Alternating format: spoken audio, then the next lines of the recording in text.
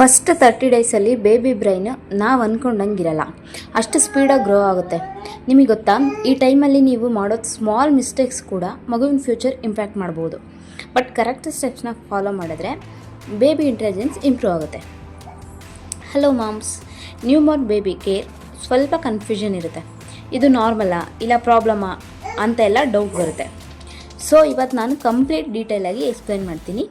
Brain development inside the baby, week by week changes, scientific reason behind the baby behaviour, ಮತ್ತು ನಿಮ್ಮ baby smart ಆಗೋಕ್ಕೆ simple ಟೆಕ್ನಿಕ್ಸ್ನ ಏನು follow ಮಾಡಬೇಕು ನೀವು.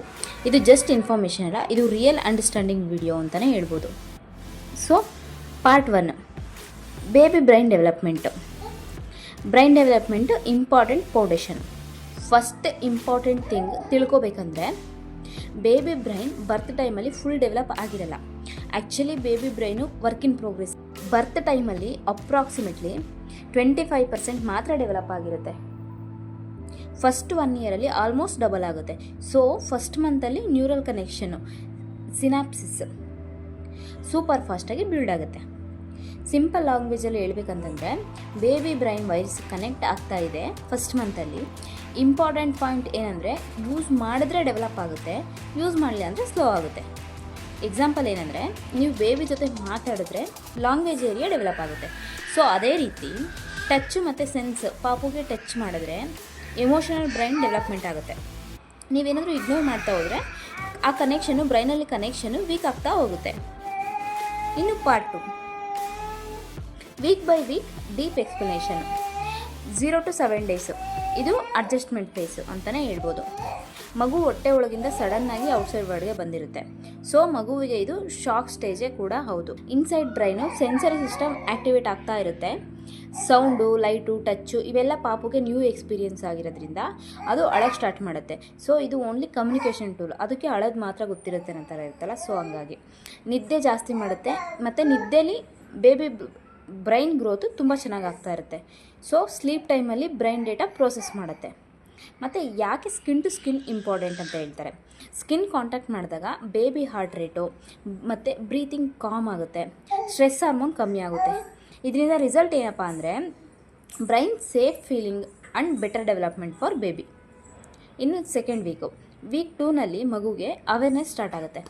ಈಗ ಬೇಬಿ ಸ್ಲೋಲಿ ಅಬ್ಸರ್ವ್ ಮಾಡೋಕ್ಕೆ ಸ್ಟಾರ್ಟ್ ಮಾಡುತ್ತೆ. ಇನ್ನು ಬ್ರೈನ್ ವರ್ಕ್ ಏನಾಗುತ್ತೆ ಅಂದರೆ, ನ್ಯೂರಲ್ ಕನೆಕ್ಷನು ಇನ್ಕ್ರೀಸ್ ಆಗ್ತಾ ಹೋಗುತ್ತೆ. ಬೇಬಿ ಪ್ಯಾಟ್ರನ್ಸ್ನ ನೋಟಿಸ್ ಮಾಡೋಕ್ಕೆ ಸ್ಟಾರ್ಟ್ ಮಾಡುತ್ತೆ. ಸೇಮ್ ವಾಯ್ಸ್ ಡೈಲಿ ಕೇಳಿಸ್ತಿರ್ತೀರಲ್ಲ, ಸೊ ಅದನ್ನೇ ಕೇಳಿ ಅದು ಈಸಿ ಆಗುತ್ತೆ, ಈಸಿಯಾಗಿ ರೆಕಗ್ನೈಸ್ ಮಾಡುತ್ತೆ ಸೆಕೆಂಡ್ ವೀಕಲ್ಲಿ. ಮತ್ತು talk to baby. Why talking important? Baby reply ಮಾಡಲ್ಲ ಅಂತ ಇಗ್ನೋರ್ ಮಾಡೋಕ್ಕೆ ಹೋಗಬೇಡಿ. ಏನಂತಂದರೆ, ಈವನ್ ಇಫ್ ಬೇಬಿ ಸೈಲೆಂಟ್ ಇದ್ದರೂ ಕೂಡ ಬ್ರೈನ್ ಇನ್ಸೈಡು ಪ್ರೋಸೆಸಿಂಗ್ ನಡೀತಾ ಇರುತ್ತೆ.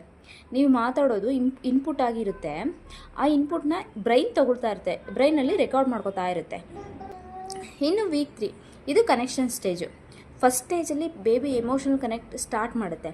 Brain development limbic system, emotions active ಆಗ್ತಾ ಇರುತ್ತೆ. ವಾಯ್ಸು, ನಿಮ್ಮ ಫೇಸು, ಟಚ್ ಕಂಬೈನ್ ಆಗಿ ಫುಲ್ ರೆಕಗ್ನೈಸು ಮಾಡುತ್ತೆ ಈ 3rd ವೀಕಲ್ಲಿ. ಸ್ಮೈಲು ಮತ್ತು ಸ್ಮೈಲ್ ಮಾಡೋಕ್ಕೆ ಸ್ಟಾರ್ಟ್ ಮಾಡುತ್ತೆ. ಫಸ್ಟ್ ಸ್ಮೈಲ್ ರಿಫ್ಲೆಕ್ಸ್ ಇರುತ್ತೆ, ಅಂದರೆ ಆಟೋಮೆಟಿಕ್ಕಾಗಿ ಸ್ಮೈಲ್ ಮಾಡೋದು. ಬಟ್ ಅದು ರಿಯಲ್ ಸ್ಮೈಲ್ ಅಲ್ಲ, ಬಟ್ ಆದ್ರೂ ಬೇಬಿ ಬ್ರೈನ್ ಡೆವಲಪ್ ಆಗ್ತಾ ಇರುತ್ತಲ್ಲ, ಸ್ಲೋ ಆಗಿ ಆಮೇಲೆ ರಿಯಲ್ ಸ್ಮೈಲ್ ಬರುತ್ತೆ, ಸೋಷಿಯಲ್ ಸ್ಮೈಲ್ ಬರುತ್ತೆ. ಇದು ಬ್ರೈನ್ ರೆಕಗ್ನೈಸೇಷನ್ ಸೈನು, ಈ ಸ್ಮೈಲ್ ಮಾಡೋದು. Why responding important? Baby cry ಮಾಡಿದಾಗ ಇಗ್ನೋರ್ ಮಾಡಿದ್ರೆ ಬ್ರೈನ್ ಅನ್ಸೇಫ್ ಸಿಗ್ನಲ್ ರಿಸೀವ್ ಮಾಡುತ್ತೆ. ಸೊ ಇದು ಫ್ಯೂಚರಲ್ಲಿ ಇದರಿಂದ ಆ್ಯಂಗ್ಸೈಟಿ ಆಗ್ಬೋದು, ಇನ್ಸೆಕ್ಯೂರಿಟಿ ಬರೋ ಚಾನ್ಸಸ್ ಇರುತ್ತೆ. ಸೊ ಆಲ್ವೇಸ್ ರೆಸ್ಪಾಂಡ್ ಮಾಡಿ. ಇನ್ನು ವೀಕ್ 4, ಇದು ಲರ್ನಿಂಗ್ ಸ್ಟೇಜು. ಈಗ ಬೇಬಿ ಲರ್ನಿಂಗ್ ಮಿಷಿನ್ ಆಗಿರುತ್ತೆ. ಬ್ರೈನು ಯಾವ ರೀತಿ ವರ್ಕ್ ಮಾಡುತ್ತೆ ಅಂದರೆ, ಮೆಮೊರಿ ಸ್ಟಾರ್ಟ್ ಆಗುತ್ತೆ, ರಿಪಿಟೇಷನಿಂದ ಲರ್ನ್ ಮಾಡುತ್ತೆ. Example, daily or repeated same song ಕೇಳಿದ್ರೆ ಕಾಮ್ ಆಗುತ್ತೆ, ಸೇಮ್ ಫೇಸ್ನ ನೋಡಿದ್ರೆ ಸ್ಮೈಲ್ ಮಾಡುತ್ತೆ. Next, why eye contact is important? Eye contact ಮಾಡಿದಾಗ ಬ್ರೈನ್ ಸೋಷಿಯಲ್ ಕನೆಕ್ಷನ್ ಡೆವಲಪ್ ಆಗುತ್ತೆ, ಲೇಟರ್ ಕಮ್ಯುನಿಕೇಷನ್ ಸ್ಕಿಲ್ ಸ್ಟ್ರಾಂಗ್ ಆಗುತ್ತೆ. ಇನ್ನು ಪಾರ್ಟ್ 3, ಕಾಮನ್ ಡೌಟ್ಸ್. ಇದು ವೆರಿ ಇಂಪಾರ್ಟೆಂಟು. ಬೇಬಿ ಯಾಕೆ ತುಂಬ ಸ್ಲೀಪ್ ಮಾಡುತ್ತೆ? ಬೇಬಿ ಬ್ರೈನ್ ಗ್ರೋತ್ಗೆ ಎನರ್ಜಿ ಬೇಕಾಗುತ್ತೆ. ಸೊ ಸ್ಲೀಪ್ ಟೈಮಲ್ಲಿ ಬೇಬಿ ಬ್ರೈನ್ ಡೆವಲಪ್ಮೆಂಟ್ ಇರುತ್ತೆ. ಬೇಬಿ ಯಾಕೆ ಕಂಟಿನ್ಯೂಸಾಗಿ ಕ್ರೈ ಮಾಡ್ತಾ ಇರುತ್ತೆ, ಅಳ್ತಾ ಇರುತ್ತೆ? ರೀಸನ್ ಏನಕ್ಕಪ್ಪ ಅಂತಂದರೆ, ಒಂದು ಹಂಗರ್ ಆಗಿರ್ಬೋದು, ಅಂದರೆ ಹಸಿವಾಗಿರುತ್ತೆ, ಒಂದು ಗ್ಯಾಸ್ ಪ್ರಾಬ್ಲಮ್ ಆಗಿರುತ್ತೆ, ಇಲ್ಲಾಂದರೆ ಕಂಫರ್ಟ್ ಬೇಕಿರುತ್ತೆ, ಅಳೋದು ನಾರ್ಮಲ್ಲು. ಈಗ ನೀವು ಯಾವ ರೀತಿ ತಿಳ್ಕೊಬೇಕಂದ್ರೆ, ಫಸ್ಟು ಹಾಲು ಕೊಡಬೇಕು ಮಗುಗೆ. ಬೇಬಿ ಹೇಳ್ತಿದೆ ಅಂದರೆ ಹಾಲು ಕೊಡೋಕೆ ಟ್ರೈ ಮಾಡಬೇಕು. ಹಾಲು ಕುಡಿತಿದ್ವಾ, ಹೊಟ್ಟೆ ಹಶ್ವಾಗಿಲ್ಲ ಅನ್ನೋ ಥರನ ಅನಿಸುತ್ತಾ, ನೆಕ್ಸ್ಟ್ ಏನಾದರೂ ಮೋಷನ್ ಮಾಡ್ಕೊಂಡಿದ್ಯಾ, ಏನು ಅನ್ಕಂಫರ್ಟಬಲ್ ಫೀಲ್ ಇರುತ್ತೆ ಬೇಬಿಗೆ, ಅದನ್ನು ಚೆಕ್ ಮಾಡಬೇಕು. ಆಮೇಲೆ ಗ್ಯಾಸ್ ಆಗೋ ಚಾನ್ಸಸ್ ಇರುತ್ತೆ ಸ್ಟಾರ್ಟಿಂಗು, ಯಾಕೆಂದರೆ ಡೈಜೆಸ್ಟಿವ್ ಸಿಸ್ಟಮು ಇನ್ನೂ ಇಂಪ್ರೂವ್ ಆಗಿರಲ್ಲ ಮಗುಗೆ. ಸೊ ಹಂಗಾಗಿ ಕೋಲಿಕ್ ಅಥವಾ ಗ್ಯಾಸ್ ಆಗೋ ಚಾನ್ಸಸ್ ಇರುತ್ತೆ. ನೀವು ನೆಕ್ಸ್ಟು ಅದನ್ನು ಚೆಕ್ ಮಾಡಬೇಕು. ಇನ್ನು ವಾರ್ನಿಂಗ್ ಸೈನ್ಸ್, ಈ ಸೈನ್ಸ್ ಏನಾದರೂ ಇದ್ದರೆ ನೀವು ಸೀರಿಯಸ್ಸಾಗಿ ತೊಗೋಬೇಕು.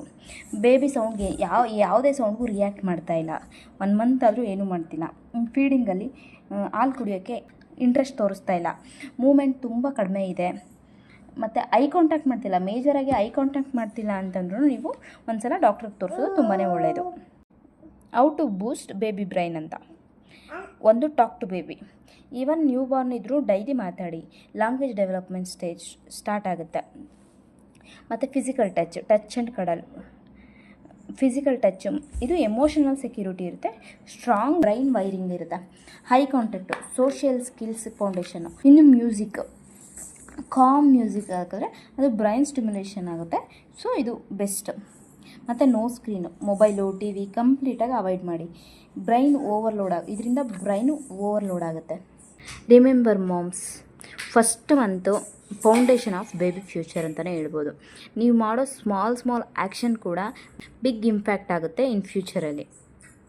ಸೊ ಇಫ್ ಈ ವಿಡಿಯೋ ಯೂಸ್ಫುಲ್ ಅನಿಸಿದ್ರೆ ಲೈಕ್ ಮಾಡಿ, ಶೇರ್ ಮಾಡಿ, ಸಬ್ಸ್ಕ್ರೈಬ್ ಮಾಡಿ ಫಾರ್ ಮೋರ್ ಬೇಬಿ ವಿಡಿಯೋಸ್ಗೆ. Thank you for watching.